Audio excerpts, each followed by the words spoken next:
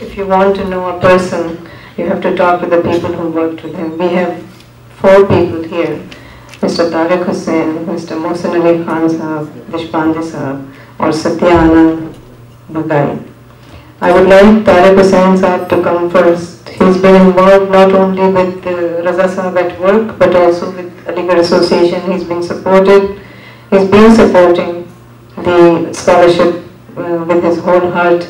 And I would like to invite Tariq Hussain Sahab.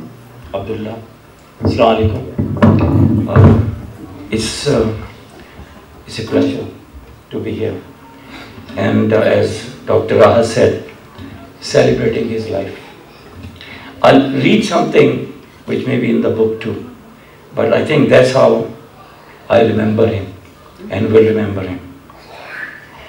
My memories of Ahmad are many. All are of a great man who was a gentleman and a scholar. Somebody said he was an Eastern scholar. To me, he was a scholar, both Western and Eastern.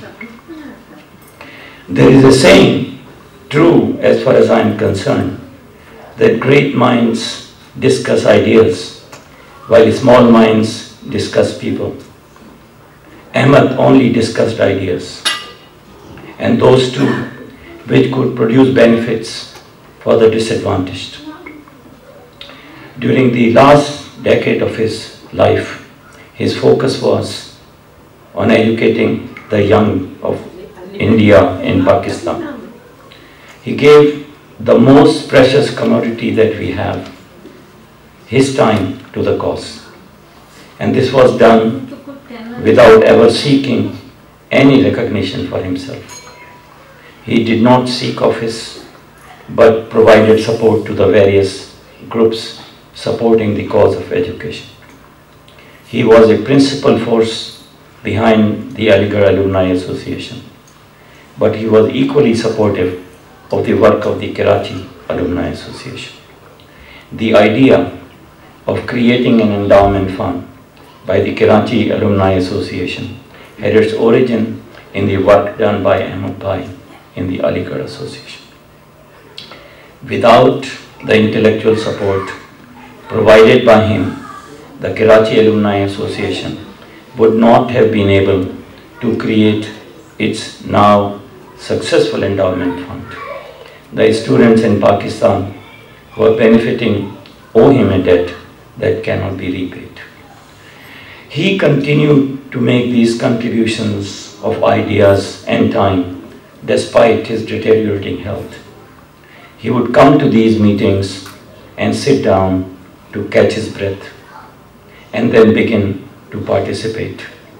I consider that as heroic, which very few in this world do or will do. He was a generous man who never spoke ill of others, or even, as I mentioned above, discussed people.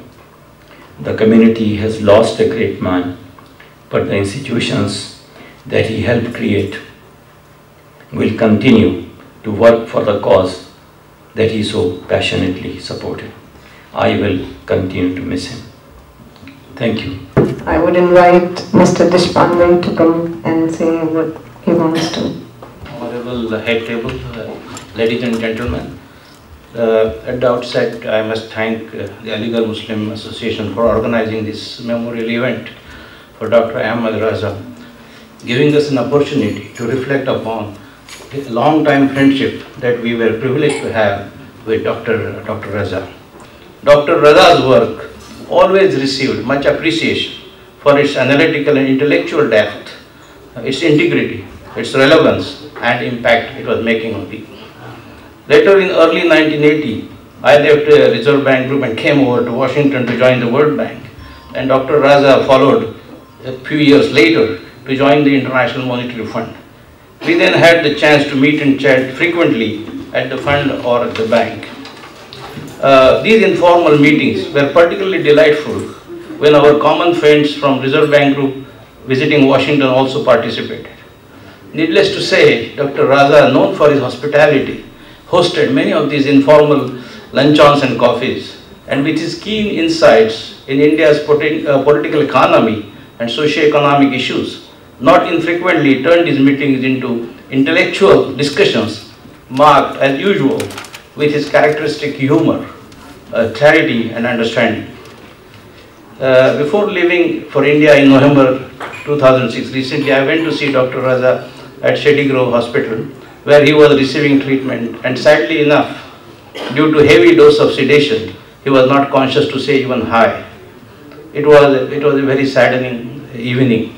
Unfortunately, he died a couple of months later, and I was in India then, and I called our former colleagues in the Reserve Bank group to share this sad news.